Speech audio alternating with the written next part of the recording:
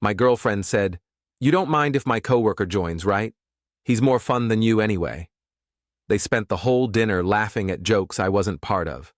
I quietly paid for my meal only and left. When she came home later and saw what I'd placed on the table next to her purse, she stopped walking completely. I'm Blake, 35, and 3 nights ago, my girlfriend of 2 years humiliated me at dinner with her coworker, then came home to find her apartment key and a note explaining exactly why we were done.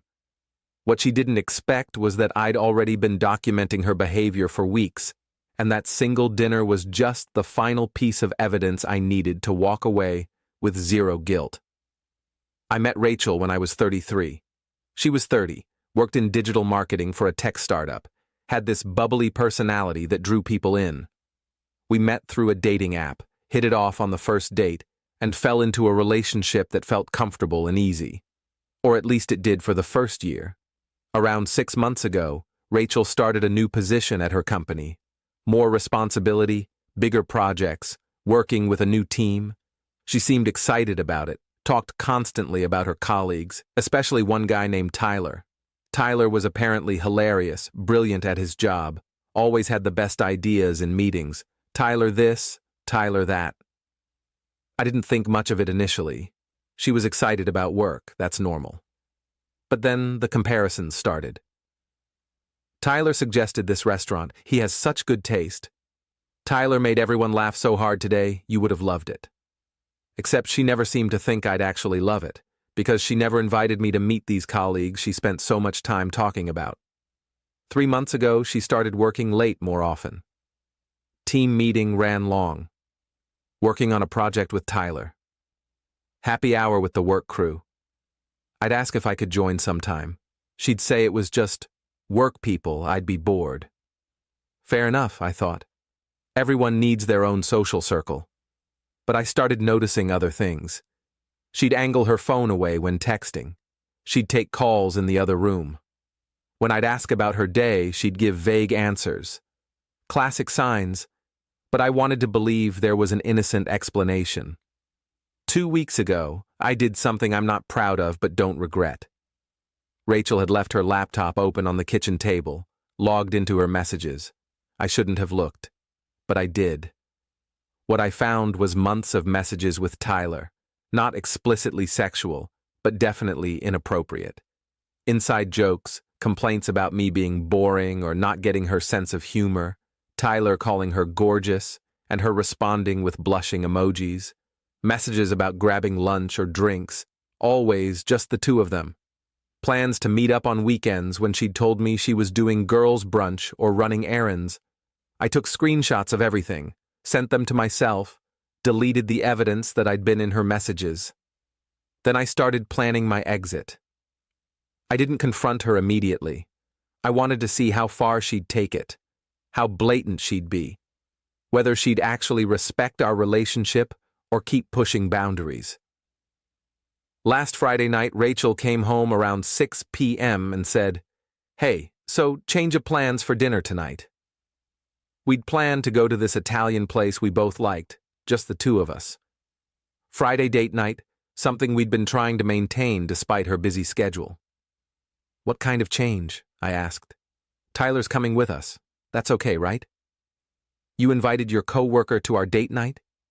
"It's not like that. He just moved to the area and doesn't know many people. I thought it would be nice to include him." "You don't mind, do you? He's more fun than you anyway." She said it with a laugh like it was a joke. But it wasn't. The way she said it, casual, dismissive, like my feelings didn't matter, told me everything. "Sure," I said. "Why not?" We met Tyler at the restaurant at 7 p.m. He was exactly what I'd imagined. Good-looking, charming, confident. The kind of guy who walks into a room and assumes everyone will like him. He shook my hand, said, "Great to finally meet you, man," like we were old friends. From the moment we sat down, I might as well have been invisible. Tyler and Rachel talked non-stop. Inside jokes about work people I'd never met. References to things they'd done together that I hadn't known about. Laughing at stories I wasn't part of, leaning toward each other, completely in their own world. I tried to join the conversation a few times, made comments, asked questions. They'd respond politely, then immediately go back to their dynamic duo routine. After about 40 minutes, I realized I was just background noise. The server came to check on us. Rachel and Tyler were mid-story, laughing about something. I caught the server's eye and said quietly, "Can I get my check? Just for my meal?" "You want separate checks?" she asked. "Just mine. They can figure theirs out." She nodded, understanding in her eyes. Came back 5 minutes later with my check. I paid cash, stood up while Rachel and Tyler were still laughing about something. "I'm heading out," I said. Rachel looked up, surprised. "What? Why?" "You two seem to have this covered. I'm going home." "Blake, don't be dramatic." "I'm not being dramatic. I'm leaving. Have a good night." I walked out. Heard Rachel call my name once, but I didn't turn around. Got in my car and drove, not to our apartment, but to a coffee shop nearby. Sat there for 2 hours thinking about what I was going to do. Around 10 p.m., I went back to the apartment. Rachel's car wasn't there yet. Good. I let myself in with my key, went to our bedroom, packed a bag with essentials. Then I took the screenshots I'd printed out earlier that week from my car, pages of her messages with Tyler, highlighted with notes about dates and times. I laid them out on the dining table next to where she always threw her purse when she came home. On top of the papers, I placed my key to the apartment, and a note that said, "Since Tyler is more fun than me anyway, you two should have plenty of time together now. We're done. Don't contact me. Everything you need to know is in these messages, the ones you didn't think I'd ever see." I took my bag and left. Update 1. I went to my friend Marcus's place. He lives about 20 minutes away, has a spare room, and didn't ask questions when I showed up with a bag at 10:30 p.m. "Crashed and burned?" he asked. "Completely." "Want to talk about it?" "Tomorrow. Tonight, I just need to sleep." I turned off my phone and went to bed. Woke up around 8 a.m. Saturday to Marcus making coffee. I turned my phone back on. 68 notifications, texts, calls, voicemails, all from Rachel. The texts progressed through stages. First confusion. "Where did you go? Why did you leave?" Then discovery. "What are these papers? You went through my messages?" Then anger. "You had no right to invade my privacy like that." Then panic. "Please call me. We need to talk about this." Then desperation. "Blake, please, I'm sorry. It's not what you think." I didn't respond to any of them. Just scrolled through, deleted most, kept a few for documentation in case I needed them later. Marcus sat down with coffee. "So what happened?" I told him everything. The months of Tyler talk, the inappropriate messages, the dinner where I became a third wheel on my own date night. He listened without interrupting. "You did the right thing," he said when I finished. "No argument, no drama, just evidence and exit. Clean. She's going to try to explain it away. Say I misunderstood the messages, that Tyler's just a friend. Let her. You're not responding anyway, right?" "Right." Saturday afternoon, Rachel showed up at Marcus's place. I don't know how she found me. Probably called my friends until someone told her. Marcus answered the door. "He doesn't want to see you," I heard him say. "Please, I just need 5 minutes. To explain." "There's nothing to explain. He saw your messages. He was at that dinner. He knows exactly what's going on." "It's not what he thinks." "Rachel, he's not coming to the door. You need to leave." I heard her crying, pleading.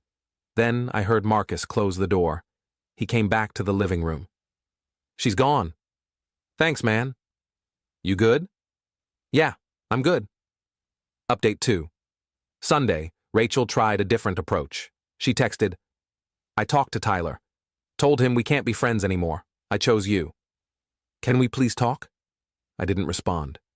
An hour later, "I know I messed up, but nothing physical happened with Tyler. We were just friends. I got carried away with the attention. Please give me a chance to explain." I didn't respond. That evening, I'm going to your parents' house. They deserve to know what's happening. Maybe they can talk sense into you. That one got a response from me. Feel free. They already know. I called them yesterday, told them everything. They agree I did the right thing. She didn't text back after that. Monday morning, I called my landlord. The apartment was in my name. Rachel had just been living there, and asked about the process for getting her out. He said since she wasn't on the lease, I could give her 30 days' notice to vacate. I sent her a formal text. You have 30 days to find a new place and move out. The apartment is in my name. I'll be back next week to get my things. Tuesday, she tried calling from a different number. I answered, thinking it might be work-related. Blake, please stop ignoring me. I hung up. She called back immediately. I know you're angry. You have every right to be. But can we please just talk for 5 minutes, in person, so I can explain? There's nothing to explain. I saw the messages. I sat through that dinner. I watched you choose Tyler over me repeatedly for months. We're done. I didn't choose him. You did. Every time you complained about me to him, every time you met up with him and lied to me about where you were, every time you made me feel like I wasn't enough, you chose him. Nothing happened. I don't care if you slept with him or not. You emotionally checked out of our relationship months ago. You were building something with him while letting me think we were fine. That's enough. Blake, you have 30 days. Don't contact me again. I hung up and blocked that number too. Update 3. It's been 3 weeks since I left those papers on the table. Rachel moved out of the apartment last weekend. I had Marcus go with me to make sure she was actually gone and hadn't left any surprises.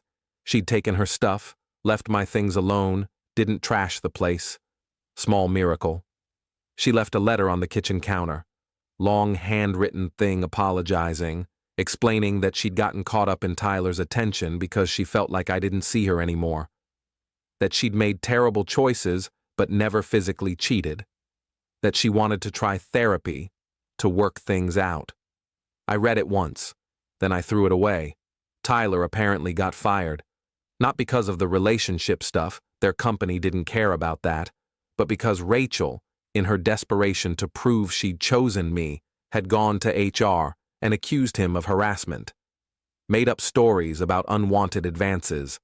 He got terminated pending investigation. Then when the messages came out showing she'd been an equal participant, HR decided it was too messy and let both of them go. Rachel called me from yet another new number last week. Tyler got fired because of me, because I tried to fix things with you. And now I lost my job too. Are you happy? I didn't make you lie to HR. That was your choice. I did it for us. There is no us. Stop calling me. I blocked that number too. Final update. It's been 2 months since the dinner. The one where Tyler was more fun than me. Hard to keep track of Rachel's versions of reality. I'm back in the apartment full-time. Redecorated a bit, made it feel less like ours and more like mine. Been focusing on work, hitting the gym regularly, spending time with friends I'd neglected during the relationship. Rachel's moved back in with her parents according to mutual friends, still unemployed. Tyler's working for a different company now, dating someone new. They're not in contact anymore. I guess when the excitement of the forbidden workplace flirtation disappeared and it cost them both their jobs, whatever they had evaporated pretty quickly. A mutual friend, someone who knew both of us but stayed neutral, reached out last week. Rachel wanted me to ask if you'd be willing to meet for coffee, for closure. Tell her no, and tell her to stop using friends as messengers. If she can't respect that I want no contact, I'll get a restraining order. She's really struggling, Blake. Lost her job, lost you. Feels like her life fell apart. Her life fell apart because she made bad choices. That's not my responsibility to fix. Fair enough, I'll tell her. I haven't heard from Rachel since. Don't expect to. She finally seems to understand that this is permanent. My parents asked me last week if I was doing okay emotionally. Honest answer? I'm fine. Better than fine. There was a moment at that dinner, sitting there watching her laugh with Tyler, realizing she'd rather be with him than me, where something just clicked. I wasn't angry or hurt in the moment. I was just done. The hurt came later over the next few days, processing the betrayal. But it was manageable because I knew I'd made the right call. Walking away from someone who doesn't value you isn't weakness. It's self-preservation. Some friends think I should have given her a chance to explain, to work things out. I disagree. The messages spoke for themselves. The dinner spoke for itself. Tyler being more fun than me spoke for itself. She'd been checking out of our relationship for months, building an emotional connection with someone else, and I was just supposed to wait around hoping she'd remember I existed? No thanks. I'm Blake, 35, single, living alone, learning to trust my gut when someone shows me they don't value me. Rachel showed me, and I finally paid attention. That's enough for me. Edit 1. People keep asking if I feel bad about going through her messages. Honest answer? No. If I hadn't looked, I'd still be in the dark while she continued her emotional affair. Sometimes you need to confirm what your gut is already telling you. Edit 2. The apartment lease situation was simple because she'd never been added to it. She'd just been living there and contributing to rent. Since my name was the only one on the lease, legally she was just a guest. Made the 30-day notice straightforward. Edit 3. For those wondering about Tyler getting fired, I had nothing to do with that. Rachel made false accusations to HR trying to prove to me she was choosing me over him. It backfired spectacularly when HR investigated and found the messages showing mutual participation. Both of them losing their jobs was entirely her doing.